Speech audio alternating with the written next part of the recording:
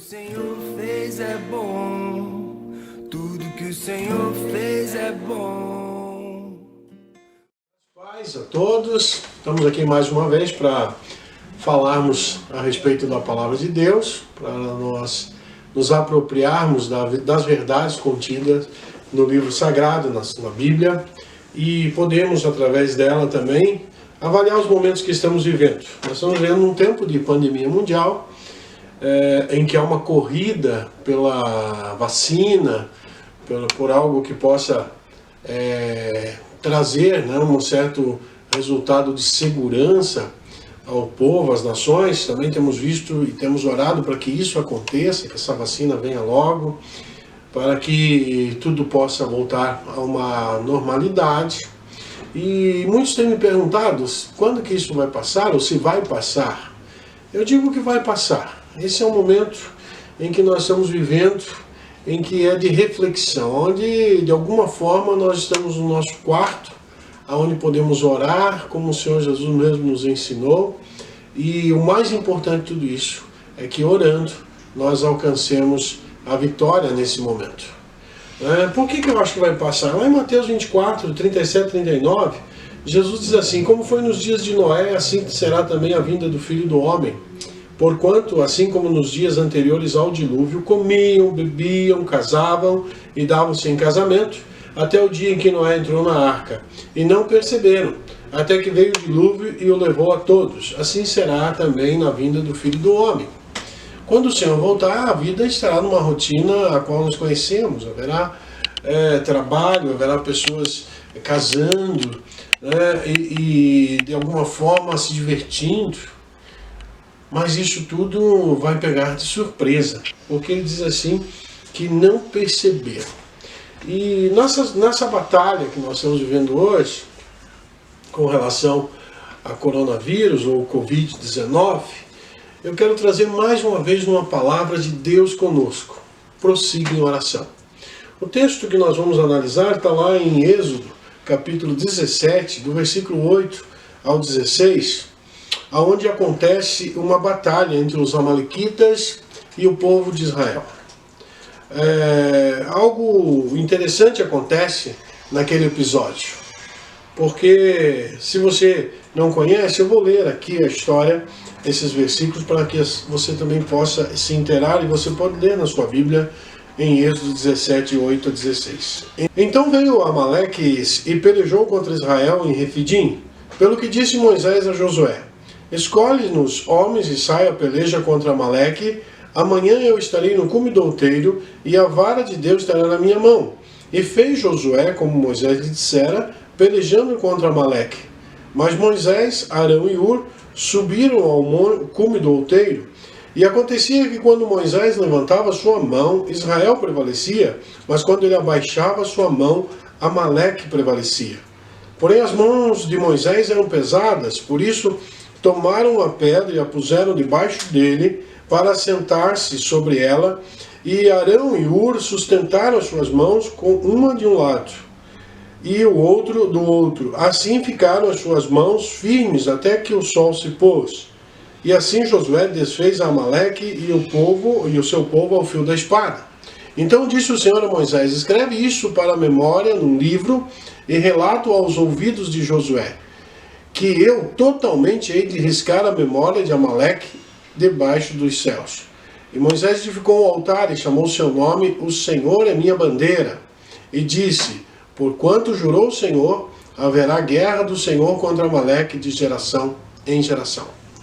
Queridos, esse momento foi em especial porque houve da parte de Moisés um momento de intercessão. Esse levantar das mãos, ele tem a ver com um ato de confiança e dependência de Deus. Naquele momento, Moisés estava entendendo a situação e ele percebia que sem a ação de Deus em ajudá-los, e aquele foi um momento também para mostrar a nós que nós precisamos e dependemos de Deus nas nossas batalhas. Ainda em guerra contra o Covid-19, Nós precisamos orar, mas precisamos entender que se Deus não agir em prol da humanidade, nós poderemos ser sucumbidos em grande escala. A nossa oração tem sido para que nós vençamos essa batalha, que nós permaneçamos em oração e também com ajuda, né? Percebemos aqui no texto que Arão e Hur foram aqueles auxiliares para segurar as mãos de Moisés ao alto para que ele pudesse interceder pelo povo em batalha. E a Bíblia mostra claramente que acontecia, no versículo 11 diz que quando Moisés levantava sua mão, Israel prevalecia. Mas quando ele abaixava sua mão, Amaleque prevalecia. Essa batalha estava acontecendo porque o povo de Amaleque era uma tribo, um grupo de nômades, ferozes, algozes, e eles eram descendentes de Esaú, isso está lá em Gênesis 36, 12, e não faziam parte da nação de Edom. E de acordo com Deuteronômio 25, 18, eles atacaram Israel por trás, assaltando covardemente os peregrinos abatidos e afadigados. Era um povo de traição, de uma estratégia maligna. E agora Moisés coloca-se diante do Senhor e veja que quando ele baixava suas mãos, esse povo mal prevalecia pela sua dureza, pela sua perícia em fazer guerra e precisava assim da intervenção de Deus. A vitória foi porque Deus abençoou. Moody, no seu comentário, fala que os comentadores antigos e modernos consideram quase unanimemente que esse ato de Moisés foi como um ato de oração. Como tal, expressou uma atitude de dependência de Deus que determinou o resultado da batalha. Aquele momento determinou o resultado da batalha e serviu para demonstrar a realidade dessa dependência a todo o povo. A batalha que Israel enfrentou contra esse inimigo possuía um significado típico em relação a toda a futura história de Israel. Israel não conquistaria apenas pela espada, mas só alcançaria a vitória pelo poder de Deus que viria do alto por meio da oração. Moisés não estava sozinho naquela hora. Como nós não estamos sozinhos nos dias de hoje, temos orado nos nossos lares e temos visto um grande número de pastores, de irmãos, de pessoas que têm buscado ao Senhor. Nós temos que continuar orando pelos nossos líderes governamentais, por aqueles que estão buscando também, de alguma forma, trazer uma solução para o momento em que vivemos. Como nós estamos orando? Será que nós estamos preocupados conosco mesmo? Ou nós estamos olhando para uma geração, para milhões de pessoas que podem sim ser acometidos? Como nós temos nos humilhado diante do Senhor e pedido a Ele que nos abençoe, nos livrando da morte iminente, não só por nós, mas pela sociedade em geral. É dever de cada um de nós, como cristão, nos unirmos em oração, mesmo separados fisicamente, mas unidos no único Deus que é onipresente. Ele está aqui, está com você, está em todo lugar. Esse Deus que tem poder para debelar toda e qualquer ação de vírus ou de qualquer outra circunstância. E é interessante que Deus nos faz entender por esse texto que Ele quer que nós nos lembremos também desse fato. Lá no versículo 14, disse o Senhor a Moisés: escreve isso para a memória num livro e relata aos ouvidos de Josué que eu totalmente hei de riscar a memória de Amaleque debaixo dos céus.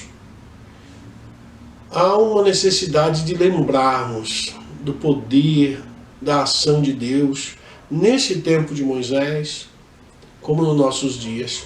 Deus tem nos abençoado. A palavra do Senhor lá em 2 Timóteo 3, 16, 17 vai dizer que toda a Escritura é inspirada por Deus e proveitosa para ministrar a verdade, para repreender o mal, para corrigir os erros e para ensinar a maneira certa de viver, a fim de que o homem de Deus tenha capacidade e pleno preparo para realizar todas as boas ações.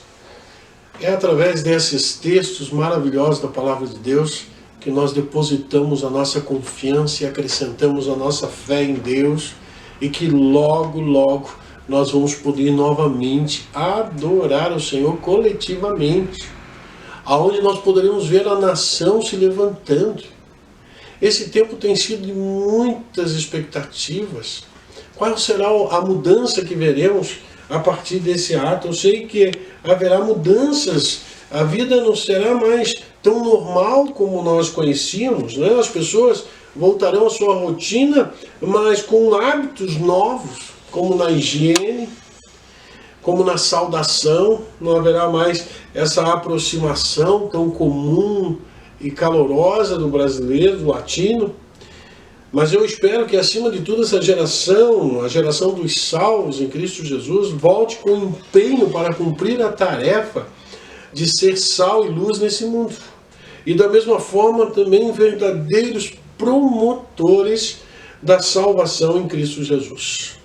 É um tempo que nós estamos vivendo de novas experiências com Deus.